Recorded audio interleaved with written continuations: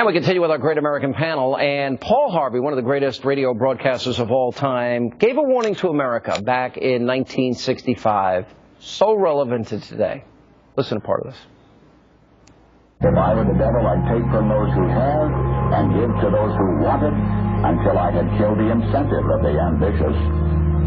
What'll you bet?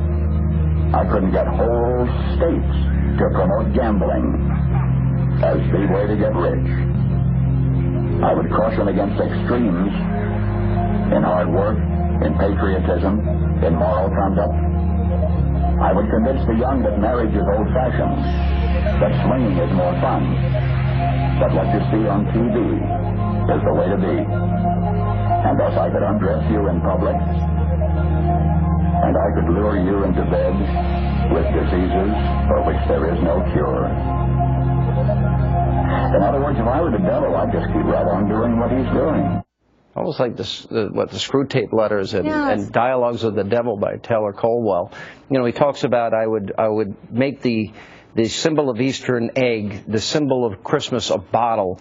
He said, you know, I convinced people, I would whisper that the Bible is a myth. I confide that, you know, work is debasing and cocktail parties are good for you. I mean, he took on... He was absolutely prophetic. I hope people will pull that up and really watch the whole thing and digest it. And it's sad. I mean, if I could wax biblical for a minute, you know, the Bible tells us that in the last days men will love evil more than light, but Jesus is the light of the world. And you think America is, I think in many ways, you know, when half the country doesn't pay federal income taxes, now people are going to say, there you go into politics. Something's changed from when my grandparents came here with no money, no safety net, and there's an entitlement mentality. People have been conditioned to think the government's the answer. We have lost that, and I think a lot of the moral foundation, we were never perfect, that we once had, right or wrong.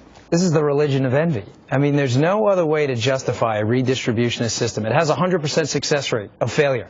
Every single time it's been tried, the only way to sell it is to demonize your neighbor. Because once you put a face on it, you don't want to take your neighbor's stuff. When you demonize them and you call them the millionaires and billionaires, which is nonsense, we know that just from the numbers, then it's easier to say, yeah, it's him, go get him. But they're doing. That's the road we're going down. This is the thing when the president will only criticize conservatives and not liberals and shows a double standard when he attacks the rich, when he attacks the wealthy, when he attacks gas companies, when he attacks Fox News and talk radio and conservatives, when he uses rhetoric, Republicans want dirty air and water. You know what? The president can't run on his record, and now he's going to divide the country, Joe. And it's going to be, I think, from now until November, it's going to be very ugly in this country. The country's been divided for a long time, and Obama's making it worse. Paul Harvey said this in 1965, and since 1965, Nixon, Carter, it's gotten worse. Reagan. You don't think it's gotten worse? Reagan, Clinton. Yes, it's gotten progressively worse on both sides from the very beginning.